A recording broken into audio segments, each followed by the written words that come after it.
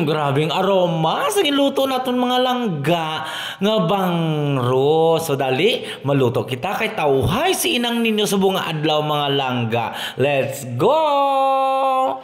So for today mga langga, kaway kita tubrahon ba, Diyos ko na pinsaran naton nga luto sang sinugba nga bangros nga butangan tabala mga langga. Sang kamatis, bombay house, kag luya sa busong sang bangros nga nakagputso naton sa foil kay man wala madidahon sa saging mga langga.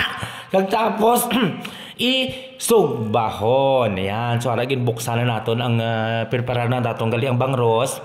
Ginkihan nato dira sa likod niya mga langga, tapos kuha nato lang iyang mga kasudlan. So yan sa tapos nato kihad no, preparar kita sang aton nga lakot, syempre ang ahos.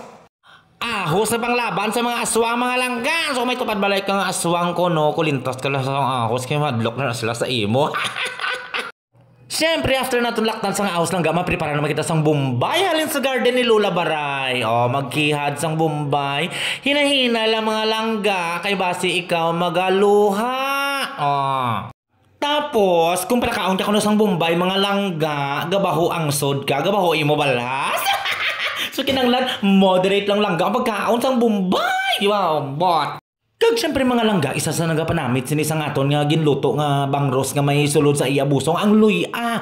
Ang luya nga inilangga panglaban man isa aswang mga tupad balay. So kung maara gani kang aswang langga, luya hilang kag puro panghoy abi tapos gina siya sa imo. So limpihan naton anay ang luya mga langga, ag tapos dikdiko naton karon kay ini nagapakuha siya sang langsa. Sang aton nga isda o kung mga karne man mga langga, grabe ni kunong health benefits ang luya. O di ba mga langga? Kag syempre mga langga, isa pagid sa mga bonggang-bongga nga sang luya, syempre magmasakit kita no, maghilanat kita gapaluya. Kita sa mga managbulong sa aton sa oma, dunduman ko sa una mga langga nga ginhilanat ako kay ginlupot ang inang ninyo. Ay pa, nabalaan sa managluya nga nang-amiba ang inang ninyo. Imagine na bala langga nga bayo lang nagidala ko sa manugloy. Balaan niya dayo na akong sakit. O di ba bongga? Kagbaw nagapananam pagid mga langga sa aton nga sinugba nga bangros amuni ang kamatis baw subong no kay summer tama ka barato sa kamatis mga langga. Galibod sila sa opisina namon tag 30 pesos lang ang kilo. Kag kagwapa-gwapa pa sang mga kamatis. So ini didikdikin lang natin ito mga langga para nga mahapos sa karon iingkitin pag nasa loob na siya ng busong ng ating bangros.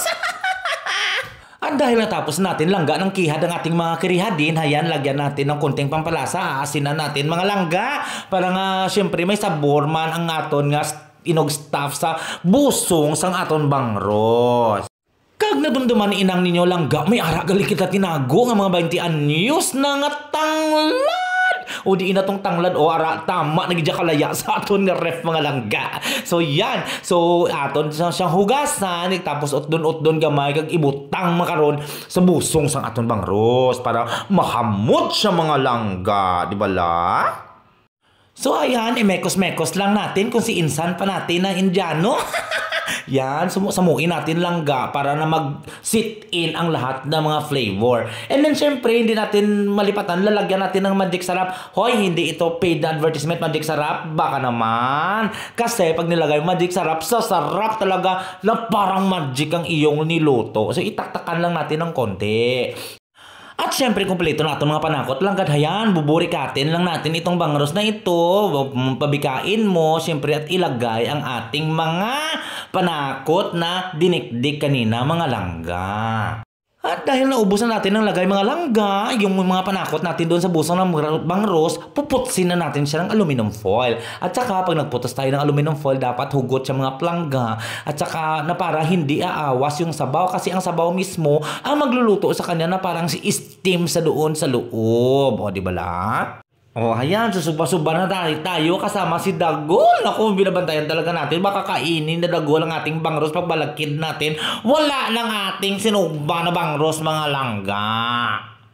At dahil naluto na mga langga, time to tilaw our linutuan. Ibubuksan natin. Oh wow kanami sa ngamot. Bubukas pa lang yung langga mo. Tamot nagayayang aton nga bangros nga sinugba. Ali na mga langga, pakal kita. Kaong kita sa bangros nga bag-ulang ginhaw as dito sa pulungan sa Dumanga. Shout out kay Inday Times, Ma'am Times. Thank you so much sa imo nga bangros. So yan, bahaw lang katapat yan mga langga. Okay, kaong kita mga langga. That's it for today. Okay, bye!